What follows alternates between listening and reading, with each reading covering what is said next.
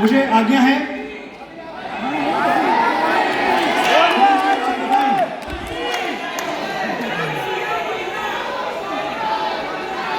देखिए देखिए, अगर अगर अगर मुझे कुछ बोलना ही है तो यहां तक तो मैंने आपका बोल दिया, मैं यहां से अपना बोलना चाहता हूं। मैं एक बात आपको बताना चाहता हूं, और ये बहुत बहुत जरूरी बात है। मैंने अपने जीवन का मिशन बना लिया है। आपने मुझे कई बार इंडियन आइडल पे या कई शोज पे देखा होगा बात करते हुए। मैं हमेशा एक बात कहता हूं कि भैया तुम दुनिया में कुछ भी कर लो, लेकिन मां के ऋण से उद्धार नहीं हो पाओगे। और ये मैं इसलिए नहीं कहता, फिर से कह रहा हूं मैं बात, ये मैं इसलिए नहीं कह रहा हूं कि बात सुनने में बड़ी अच्छी है, मैं ये बात इसलिए कह रहा हूं कि ये सच्ची है, 100% 100% सच्ची है। देखिए, लोग कहते हैं सुनील जी कि यार सच में बड़ी ताकत होती है, और मैं कहता हूं कि झूठ में भी बड़ी ताकत होती है, अगर वो झूठ मां बोल रही है। मैं 7-8 साल का था, गौरीगंज है थोड़ी दूर यहां से, अमेठी का एक छोटा सा इलाका है। आप में से कुछ लोग जानते हैं गौरीगंज के बारे में? जी हाँ यार, आप मेरी वजह से जानते हैं, और मेरा हाल ये है कि मैं अपनी गलियों से पिछड़ा, मुझे ये रंज रहता है मेरे दिल में, मेरे बचपन का गौरीगंज रहता है।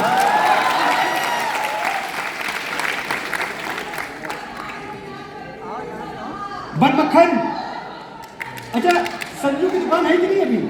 है ना? रॉक्सी ड्राई क्लीनर है कि वो गया? उसका 100 रुपया उधार दिया, हमने कभी दिया नहीं।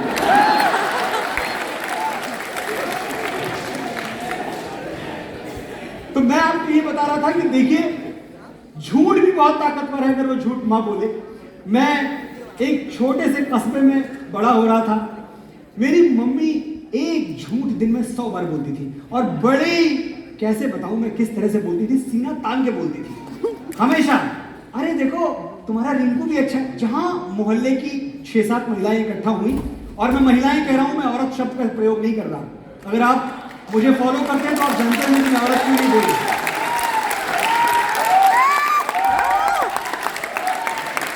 जो लोग, हाँ मुझे इशारा हो रहा है वहां से, बस 5 मिनट। जो लोग रेफरेंस टू कॉन्टेक्स्ट नहीं समझ रहे, मैं एक बार बता दूं जल्दी से क्विकली कि शब्द जो होते हैं वो अपने साथ अपना एक कल्चर, अपनी एक संस्कृति लेके आते हैं। शब्द इतने खोखले होते नहीं है जितने हमें सुनने में लगते हैं। आपको उनकी गहराई में जाना चाहिए। आपको अगर मैं बताऊं कि जाने अनजाने आप अपने जीवन में जितनी भी स्त्रियां हैं, वो चाहे आपकी माता जी हो, वो चाहे आपकी बहन हो, वो चाहे आपकी भाभियां हो, आप जाने अनजाने उनका तिरस्कार करते हैं जब उनको आप औरत कहते हैं। क्यों? 11वीं सदी के पहले औरत शब्द भारतवर्ष में नहीं था। 11वीं सदी में शब्द आता है, उसके पहले तो हम नारी, स्त्री, महिला यही बोलते थे। औरत शब्द आता कहां से है? ये अरबिक वर्ड है, और ये बनता है अवरा से। एटिमोलॉजी पढ़ लीजिएगा जाके आप इंटरनेट पे। मैं आपको वो बात बता रहा हूं जो मुझे मेरे बड़ों ने, सुनील अंबेकर जी ने, जितने भी जो अच्छा पढ़े लिखे जानने वाले लोग हैं जिन्होंने शोध किया हुआ है, उन्होंने समझाई, मैं आपको समझा रहा हूं। एटिमोलॉजी पढ़ेंगे तो अवरा एक अरबिक वर्ड है, अवरा, उससे बनता है औरत। अवरा का मतलब होता है योनि। अगर मैं क्रूड लैंग्वेज में बोलूं तो अवरा technically means vagina, the female genitals. So how they describe women? One who has genitals is a women. जिसके पास अवरा है वो औरत है। सिर्फ इतनी सी परिभाषा है उनके लिए। और हम कैसे देखते हैं स्त्री को? हमारे लिए उसका स्वाभिमान, उसकी मर्यादा, वो बड़ी चीज है। क्या आप चाहते हैं कि आप अपने जीवन में आने वाली सम्मानित स्त्रियों को उनके शरीर के एक अंग से संबोधित करें? इतने गए गुजरे हैं हम, इतने गिरे हुए हैं हम। मैं आपसे एक वचन चाहता हूं, मुझे हाथ उठा के मुझसे वादा कीजिए कि आज के बाद आप औरत शब्द का प्रयोग नहीं करेंगे। नहीं करेंगे, नहीं करेंगे। बहुत सुंदर 3 शब्द हैं हमारे पास, नारी, स्त्री, महिला। और कौन सी संस्कृति है हम वो संस्कृति है जो पंच कन्याओं में हमने किसको रखा है? कभी आप सोचिएगा, स्त्री का इससे बड़ा सम्मान क्या होगा? अहिल्या, तारा, मंदोदरी, कुंती, द्रौपदी, ये पंच कन्याएं हैं। पंच कन्या महारत्ने, सर्व पाप नाशिनी। इनका नाम लेने से सारे पातक कट जाते हैं, सारे पाप कट जाते हैं। कौन है ये? अहिल्या वो है जिनके साथ छल से शारीरिक संबंध बनाए थे इंद्र ने, वो अहिल्या है। तारा बाली की पत्नी जो बाद में सुग्रीव की पत्नी बनी, उनके जीवन में भी एक से अधिक पुरुष रहे। मंदोदरी रावण की पत्नी जो बाद में विभीषण की पत्नी बनी, यहां भी एक से अधिक पुरुष हैं उनके जीवन में। कुंती जो शादी के पहले मां बन गई थी, और द्रौपदी जिनके 5 पति थे। आप दर्शन की विराटता देखो, कितना विराट दर्शन है कि इन सबको भारतवर्ष की पवित्रतम स्त्रियों में गिना जाता है, क्योंकि सनातन स्त्री का जो मान है वो उसके जीवन में आने वाले पुरुषों से जोड़ के नहीं देखता। वो सिर्फ ये देखता है कि जिस स्त्री में आत्मसम्मान है, जिस स्त्री में स्वाभिमान है, वो स्त्री महान है।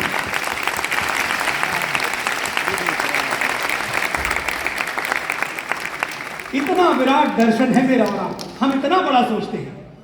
मैं वापस लौटता हूं, मैं सिर्फ एक बात कह रहा था कि मेरी मां जब भी मोहल्ले की 5-6 महिलाएं इकट्ठा होती, वो शुरू हो जाती कि देखो तुम्हारा रिंकू भी अच्छा है, तुम्हारा रानू भी अच्छा है, सुरेश भी ठीक ही है, लेकिन मेरे मन्नू जैसा कोई नहीं। मन्नू में, और मैं बगल में बैठा होता, मुझे इतनी शर्म आती कि देखिए भैया, वो जो रिंकू को आप ऐसे बोल रही हो, 85% आया उसका अभी, और मैं 54 वाला हूं। मतलब आप बोलने के पहले सोचो तो मम्मी यार क्या कह रही हो। ये जो दूसरे आपने पिंकू को बताया, ये क्रिकेट का कैप्टन है हमारे यहाँ, और मुझे गुल्ली डंडा खेलना नहीं आता। क्या है मुझ पे ऐसा? लेकिन मम्मी थोड़ी दिन समझती कि ठीक है कोई बात, मन्नू आगे से नहीं बोलूंगी। फिर 5-6 दिन गुजरा, 4-6 महिलाएं आई दूरदूरिया चबाने, हमारे यहाँ दूरदूरिया होती थी, तो दूरदूरिया चबाने जहां महिलाएं इकट्ठा हुई वहां, अरे देखो सब ठीक है, लेकिन मेरे मन्नू जैसा कोई नहीं। मैंने एक दिन थक हार के, विवश होकर, मजबूर होकर ये तय किया कि मैं अपनी मां को ये झूठ बोलने से रोक तो नहीं सकता, लेकिन इस झूठ को सच में बदलने की कोशिश तो कर सकता।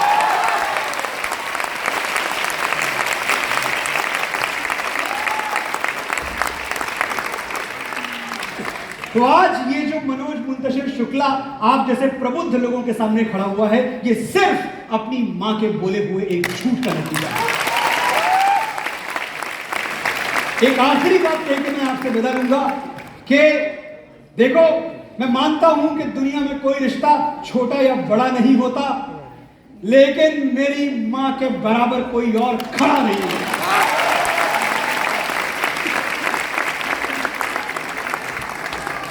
आप जिंदाबाद भैया। और सुनिए, मैंने फिर ये बात कही है कि हम एक ऐसे दौर में खड़े हैं, इस दौर की, इस युग की त्रासदी ये है कि जो बैंक में जमा ना हो उसको हम धन नहीं मानते, और जो तर्क की कसौटी पे खड़ा ना उतरे उसको हम इमोशन नहीं मानते। तो मैं आज तर्क की कसौटी पे परख के आपको ये सिद्ध करके जाऊंगा, आंकड़ों से, नंबर से, गणित से सिद्ध करके जाऊंगा कि कैसे मां के प्यार का कोई मुकाबला नहीं है। गणित से बताऊंगा मैं आपको, मैथमेटिक्स। देखो, मैं मानता हूं कि दुनिया में कोई रिश्ता छोटा या बड़ा नहीं होता, लेकिन मेरी मां के बराबर कोई और खड़ा नहीं होता। मेरे इंतजार में खुली आंखों से बस वही सो सकती है। कोई खुली आंखों से सो के दिखाए। 2 बजे घर में एंटर करता मैं, और 2 बजे जैसे कुंडी खोली, मम्मी के कमरे से, मन्नू कुछ खाया? अरे 2 बजे खा के आया हूं, 2 बजे जाग रही है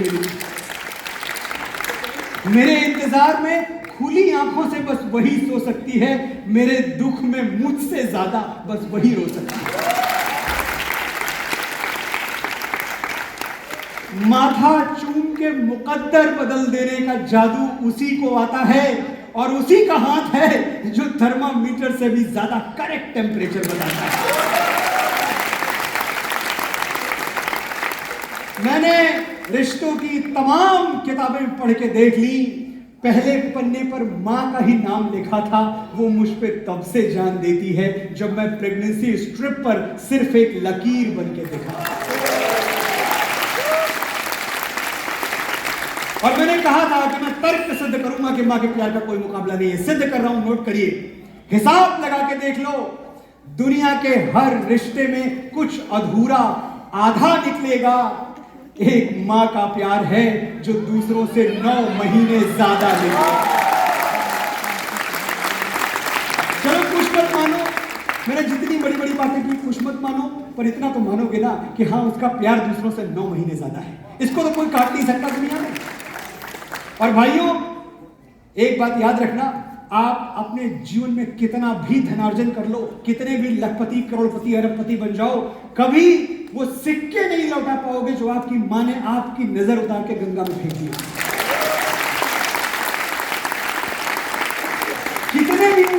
पाओ, उससे ज्यादा ऊंचे नहीं उठ पाओगे जब उसने आपका माथा चूम के आपको आकाश की ओर उछाला था, उससे ज्यादा ऊंचा नहीं उठ पाओगे। मुझे आप सबसे अब एक आखिरी बात कह के विदा लेनी है, क्योंकि अगर मैं 7:40 निकल नहीं गया तो मैं एयरपोर्ट नहीं पहुंच पाऊंगा। इसलिए मैं 7:30 हो रहा है, 4 मिनट और आपसे बात करूंगा और फिर मुझे रोकिएगा मत, मैं चला जाऊंगा। जी जी, कुछ कह रहे हैं? एक शायरी। अच्छा सुनिए सुनिए, मुझे भी मैं होटल में था सर सुनील जी, तो कुछ लोग मुझसे मिलने आए, कुछ बच्चे यही वाराणसी के, बड़े घबराए हुए थे। एक दो ने मुझसे, और बड़े काबिल, बड़े गुणी, एक दो अच्छा लिखते थे, एक डायरेक्टर बनना चाहते थे, एक एक्टर बनना चाहते थे, और मुझसे आके कह रहे हैं कि देखिए सर अब बहुत डर लगता है। डर ये लगता है कि वहां हमें कौन पूछेगा, हमारे पास तो ना कोई सरनेम है, ना खान लगा हुआ है, ना बच्चन लगा हुआ है, ना कपूर लगा हुआ है, हमें वहां कौन खड़ा करे। अच्छा, इन सरनेम्स की इज्जत है हमें, मैं खाली इसलिए बोल रहा हूं क्योंकि लोग अक्सर सरनेम से डर जाते हैं, घबरा जाते हैं। तो ये कैसे होगा, हम मुंबई अगर आ भी गए तो हमें कौन पूछेगा। देखिए, आज मैं आप सबकी तरफ से, वाराणसी वालों की तरफ से और वाराणसी के यूथ की तरफ से, कला की दुनिया में जितने भी लोग यहां जुड़े हुए हैं उन सब की तरफ से, उन आकाओं से कुछ कहना चाहता हूं जो आपको डराते हैं, जो कहते हैं कि बंबई मत आना, खड़ा नहीं होने देंगे तुमको। उनको मैं कुछ कहना चाहता हूं। सुनो, बड़के शहर और बड़के नाम वालों, अपने बड़प्पन का झुंझुना कहीं और जाके बजाओ। सुनो, बड़के शहर और बड़के नाम वालों, अपने बड़प्पन का झुंझुना कहीं और जाके बजाओ। हमारे तेवर से टकरा गया तो टूट जाएगा। हम बकैती पे आ गए ना बाबू, तो बड़े बड़ों का पसीना छूट जाएगा। हम जानते हैं तुम पावर में हो, तुम्हारे खरीदे हुए जौहरी हमको हीरा नहीं पत्थर कहेंगे, हम फिर भी चमक के रहेंगे। तुमने मसनद पे जो मुंसिफ बैठाए हैं वो हमको कलाकार नहीं मानेंगे, अदाकार नहीं मानेंगे, फनकार नहीं मानेंगे, गीतकार नहीं मानेंगे, हम फिर भी हार नहीं मानेंगे। चालू डब्बे में चढ़ के बंबई आएंगे और तुम्हारे हवाई जहाज से डबल ऊंचा उड़ के दिखाएंगे। तुम्हारे हाथ में पावर है, हमारे हाथ में ताकत, दोनों का अंतर समझ लो। सुनने में एक जैसे शब्द है पर अंतर है। तुम्हारे हाथ में पावर है, हमारे हाथ में ताकत, दोनों का अंतर समझ लो। पावर वो कुर्सी है जो किसी की सगी नहीं हुई, चाहे कोई जिए या मरे, और ताकत वो बचपन का यार जो यारी में गर्दन कटा दे और उफ तक न करे। तुम भी यार कमाल करते हो, शेर के बच्चे को चाबुक दिखाते हो, हमको डराते हो। जब छोटे लाल मास्टर डा से डर पड़ा रहे थे, हम पेड़ की पुलगी पे चढ़ के आ से अमरूद खा रहे थे।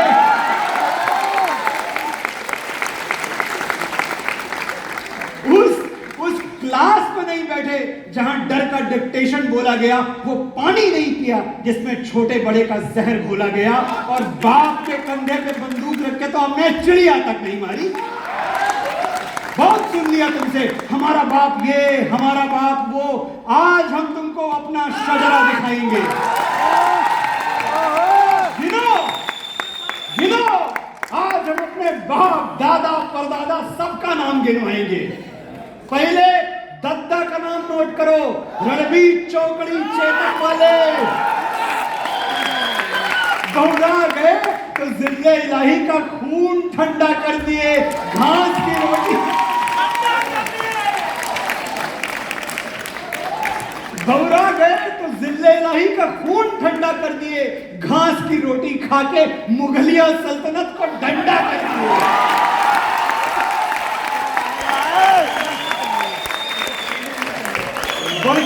बड़के भैया हमारे 14 साल जंगल जंगल जोगी की सवारी फिरती रही और सिंहासन पे उनकी खड़ाऊ राज करती रही।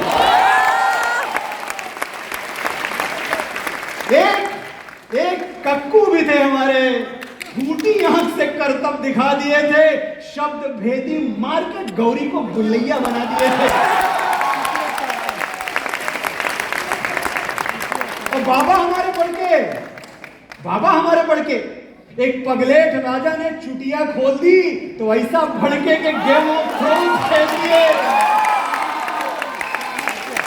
एक पगलेट राजा ने चुटिया खोल दी तो ऐसा भड़के के गेम ऑफ थ्रोन्स खेल दिए, पूरा का पूरा मगध अकेले खेल दिए।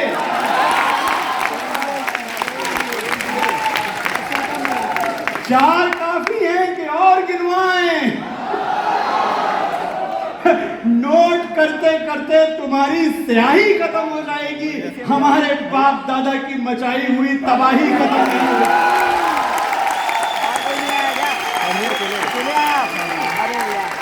तो बॉटम लाइन बोल दे रहे, नोट कर लो। तुम अपनी खोपड़ी के पीछे वो चमकने वाला गोला लगवा लो, हम फिर भी तुमको अवतार नहीं मानेंगे।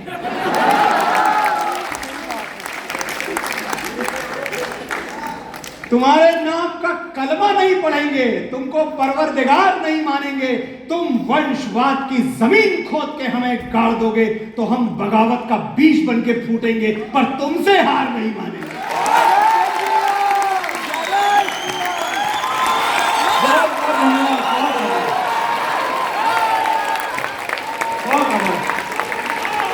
बड़े धैर्य से, बड़े ध्यान से चला। Thank you.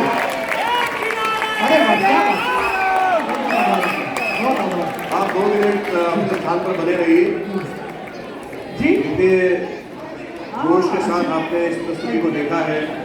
आप मेरा मनोज जी से आग्रह है कि हम आपका सम्मान करना चाहते हैं। आ रहा हूँ मैं नीचे आ रहा हूँ। पहले आइए, जल्दी आइए। मैं नीचे आ रहा हूँ। जी मैम।